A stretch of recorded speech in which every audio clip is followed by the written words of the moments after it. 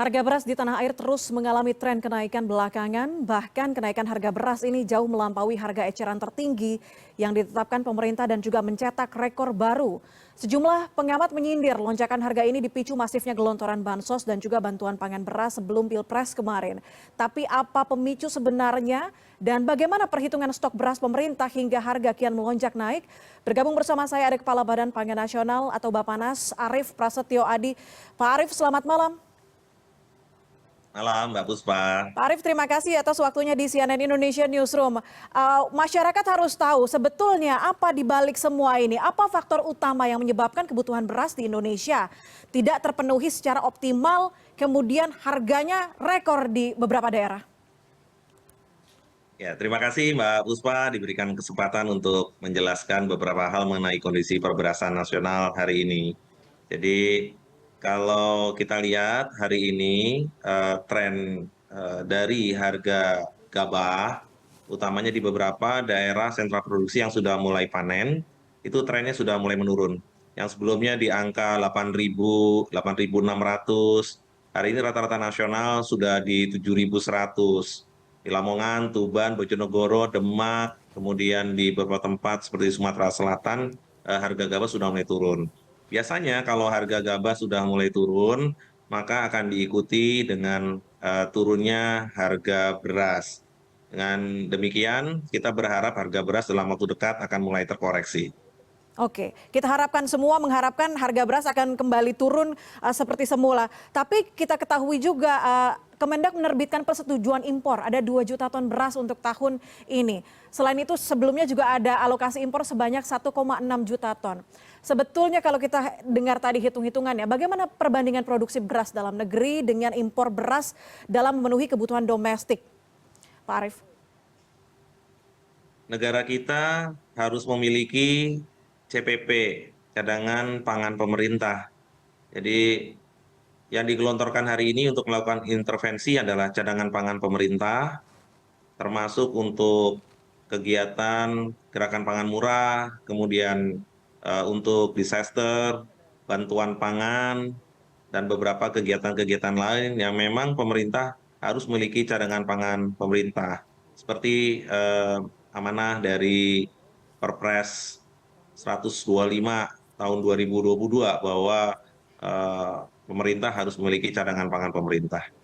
Kemudian kalau kita lihat memang produksi di bulan Januari dan Februari kita itu kalau di total kebutuhan versus konsumsi kita itu ada memang gap sekitar 2,8 juta ton. Kemudian tahun 2024 ini memang kita mempersiapkan cadangan pangan pemerintah dari pengadaan luar negeri 2 juta ton. 2 juta ton itu memang terrealisasi sekitar 500.000 ton dan sisanya 1,5 juta ton ya akan datang secara bertahap. Importasi yang dilakukan oleh pemerintah melalui penugasan terhadap perum Bulog memang dilakukan secara terukur.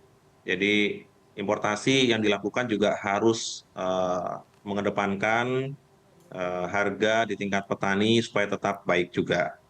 Walaupun ini memang perlu diakui bahwa harga gabah pada saat di atas 8.000, maka secara mudah harga beras itu memang 2 kali harga gabah, jadi sekitar 16.000-17.000. Tetapi masih dijumpai harga beras yang di bawah 12.000, di bawah harga eceran tertinggi adalah harga beras SPHP yang memang intervensi dari pemerintah melalui Perum Bulog. Demikian Mbak Puspa. Oke, kalau kita berbicara soal cadangan tadi, data soal stok beras pemerintah ini kadang membuat publik bias, Pak Arief. Ada stok beras nasional sisa 2023 sekitar 7,8 juta ton. Kenapa kemudian perlu impor? Ada di mana stok tersebut? Ya, jadi kalau dilihat prognosa itu kan biasanya dari tahun ke tahun, kemudian dia carry over, ya, carry over, menjadi beginning balance di tahun berikutnya. Sehingga pemerintah ini, Badan Pangan Nasional, mengundang surveyor independen, ya, untuk melakukan kalau di retail itu ada namanya stock opnam gitu ya. Kalau ini kita bilangnya survei, lebih dari 38.000 sampel ya, yang disebar di seluruh Indonesia. Tapi nanti baru keluar hasilnya 1-2 minggu depan gitu ya. Sedangkan yang kita pakai saat ini ya memang belum ada koreksi ya. Biasanya nanti di 1-2 minggu depan kita akan update Mhm. ya berapa stok ending balance tahun lalu ya yang bisa kita pakai menjadi beginning balance di tahun ini. Kemudian kalau kita lihat ya kita biasanya dalam 1-2 tahun terakhir ini kita bandingkan berapa produksi kita, ya, berapa tren kita ya versus tahun lalu dan versus kebutuhan. Dan kita punya acuan yang sama, yaitu kerangka sampel area dari BPS. Sehingga biasanya 3 bulan ke depan kita sudah mengetahui, kita punya projection ya dari amatan-amatan yang ada di lapangan. Demikian, Mbak Puspa. Baik, baik. Kalau tadi di awal Pak Arief menyebut harga gabah sudah terlihat turun, kemudian juga Januari Februari yang mungkin sangat apa namanya ya, menghambat kita untuk bisa membeli beras dengan harga murah. Bulan Maret ini ada kemungkinan produksi beras akan lebih tinggi. Apakah kemudian dengan impor ini bisa menstabilkan harga beras, Pak Arief? Bulan Maret ini proyeksi kita semoga persis dengan apa yang diproyeksikan. Panen itu akan sekitar 3,5 juta ton. Ya, angka ini di atas dari kebutuhan 2,5 juta ton. Walaupun kalau di-compare dengan tahun lalu di bulan yang sama, panen kita itu besarnya 5,5 juta ton. Ya, kenapa demikian? Memang ada penundaan tanam ya pada saat terjadi El Nino di akhir tahun lalu. Sehingga mitigasi pemerintah karena kita sudah mengetahui akan terjadi seperti ini, kita punya CPP ya pengadaan dari luar negeri. Mhm. Memang pahit buat kita semua tetapi pemerintah memiliki stok. Jadi stok kami pastikan cukup ya untuk kebutuhan masyarakat. Oke, lantas ini yang harus diketahui oleh masyarakat, sampai kapan harga beras ini turun mengingat kenaikan juga masih hampir di atas 50% lebih, Pak Arief? Kenaikannya nggak mungkin 50% karena kalau 50% nggak seperti hari ini gitu ya. Jadi Mhm. harga beras itu apa kata harga gabah gitu ya. Oke. Kalau harga gabah itu 8.000 maka harga beras itu secara mudah 16.000. Ya. Kalau misalnya harga gabah itu 7.000 maka harga berasnya ya sekitar 14.000. Em, Sehingga apa yang dilakukan pemerintah ini tentunya mempersiapkan juga ya beras-beras SPHP ya yang memang digelontorkan juga secara masif kepada masyarakat gitu ya. Mhm, mhm. Kemudian ada juga beras komersial yang sudah didistribusikan 600.000 ton ya melalui penggiling padi yang ada di Indonesia. Ditambah juga Pak Presiden meminta untuk penambahan 250.000 ton ya untuk digerojok lagi ke pasar. Jadi beras ini ada dan kita usahakan secepat mungkin untuk didistribusikan kepada masyarakat. Seiring berjalannya panen Mhm. ya panen ke depan kemarin setelah rapat kabinet dengan Pak Presiden ada rapat kecil, rapat internal bersama beliau. Beliau memang memerintahkan kita semua ya untuk mempersiapkan 2-3 bulan ke depan ya menghadapi tentunya peak season, puasa dan lebaran. Ya, jadi importasi ini hanya sementara Oke, oke. karena sebenarnya kita harus ya mengedepankan produksi dalam negeri.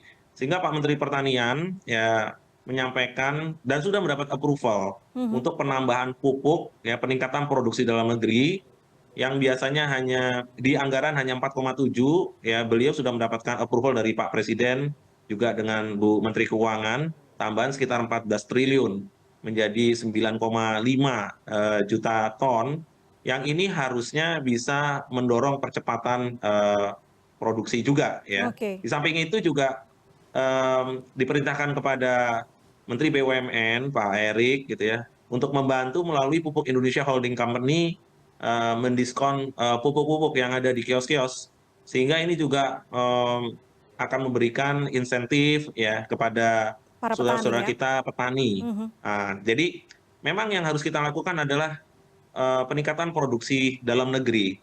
Baik. Kenapa? Karena kalau kita mengimpor misalnya 3 triliun 3 juta itu ekuivalen ya sekitar 3 triliun. Giat ekonomi ini harus kita pindahkan kembali ke Indonesia.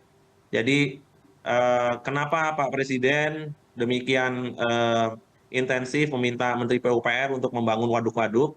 Karena kita inginnya supaya ke depan ya mau musimnya hujan, tidak ada air ya kita punya air dari waduk.